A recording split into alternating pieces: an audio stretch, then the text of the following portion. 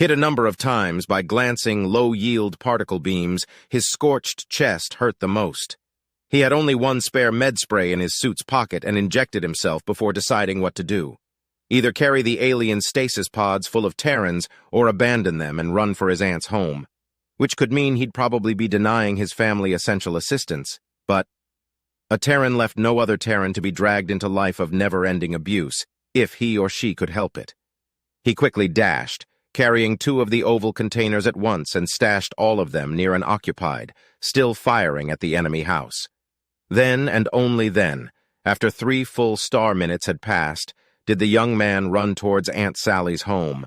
Ruins and charred alien bodies everywhere. The once beautiful, reinforced with mega-concrete building was no more.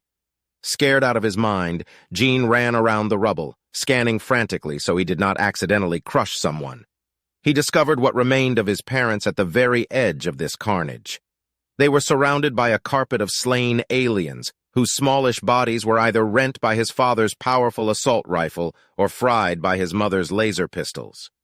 Gene had no time to process this when he found what was left of his 3 brothers and Aunt Sally, back to back, blasted apart by a mortar shell.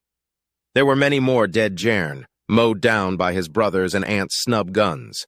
Theirs and his parents' deaths appeared to be caused by short-range artillery, yet this occurred only after Sally's sturdy home got blown up by an airstrike. His very mind was quivering, and he, overwhelmed with wave after wave of shock. Yet the stark difference between him and some random sentient of the same age was that Gene was human. With great difficulty, he overcame most of the stress, held his heart firmly in his hands, and did one last, thorough scanner sweep. Serena's body was nowhere to be seen. Immediately, Gene did what any Terran man would. He expanded the range of his search and looked for his little sister. Soon enough, he witnessed another alien dropship landed in the vicinity and dashed with all possible speed towards it. One of the containers probably held the body of his little Firefly, his last family alive. He refused to accept that she'd died, and her tiny body lay somewhere, crushed under a pile of rubble. This time, the 6 Jern raiders did establish a perimeter around their ship. They immediately opened fire, though by clever use of the ruins, both as cover and thrown projectiles, Gene persevered. Again hit, and this time with no med spray to stop the bleeding, one singular thought found way to the forefront of his mind. He was going to die. No, not before he saved his sister. Gene could only manage a limp now. Him and his PA both suffered plenty of damage. Before he could enter the dropship, a tall, armored from head to toe Jern warrior blocked his way.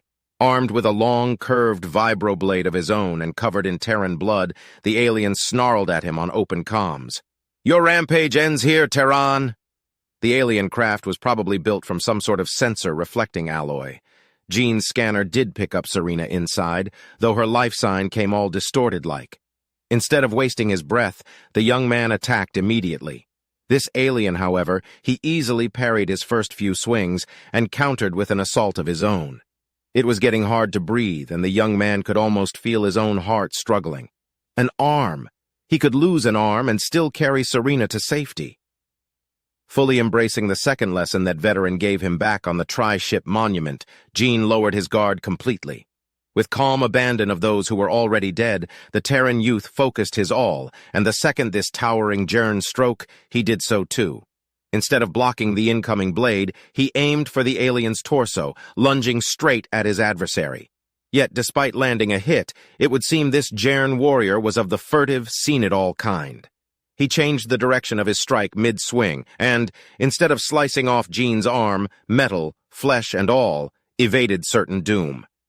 By blocking the Terran sword from fully penetrating his armored chest, the Jern, although wounded, survived.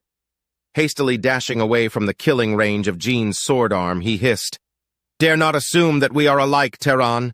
There is great dishonor for any of us, especially someone as evolved as myself in being slain by mere food. Bleed you shall, and I, seconds after your painful demise, claim both mech and your still warm body as my trophies."